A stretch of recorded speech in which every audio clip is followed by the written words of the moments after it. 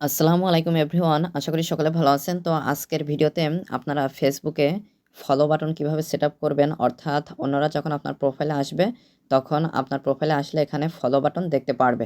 তো এটা কিভাবে সেটআপ করবেন আজকের ভিডিওতে সমস্ত প্রসেস আপনাদেরকে দেখিয়ে দেবো। তো অবশ্যই আপনারা ভিডিওটি না টেনে সম্পূর্ণ ভিডিওটি দেখবেন। তাহলে চলুন মূল ভিডিওটি শুরু করা যাক।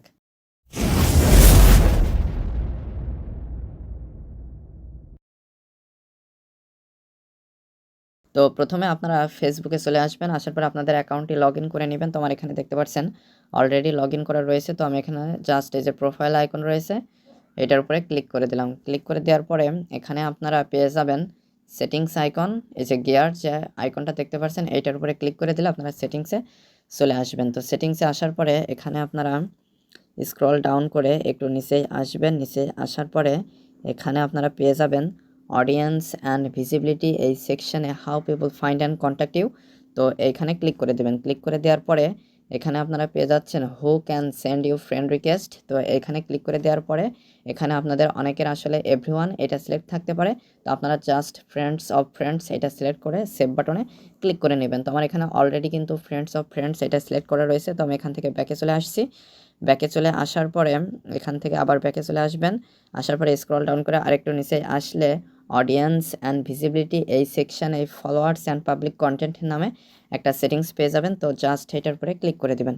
ক্লিক করে দেওয়ার পরে এখানে আপনারা পেয়ে যাবেন হু ক্যান ফলো মি, এই প্রথম যে অপশনটা রয়েছে এটার উপরে ক্লিক করে দেবেন। ক্লিক করে দেওয়ার পরে এটা অবশ্যই পাবলিক দিয়ে সেভ করে নেবেন। তো আমার এখানে পাবলিক করা রয়েছে। তারপরে who can see your followers on your timeline, তো এটা পাবলিক রাখতে পারেন, না রাখলেও সমস্যা নাই। তারপরে who can see the people page and list you follow, এটা পাবলিক রাখতে পারেন অথবা অনলি মি এটা রাখতে পারেন। তারপরে জাস্ট এই যে এগুলো আপনারা পাবলিক করে দিতে পারেন। তারপরে show most relevant comments first, এগুলো অন রাখতে পারেন। তারপরে জাস্ট এখান থেকে আপনারা ব্যাকে চলে আসবেন।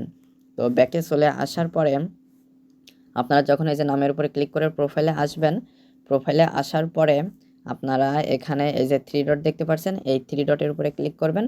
ক্লিক করার পরে এখানে পেয়ে যাবেন ভিউ অ্যাজ, এইটার উপরে ক্লিক করবেন। অর্থাৎ অন্যরা আপনার প্রোফাইলটা কীরকমভাবে দেখতে পারবে, ভিউ অ্যাজে ক্লিক করলে সেটাই আপনি দেখতে পারবেন।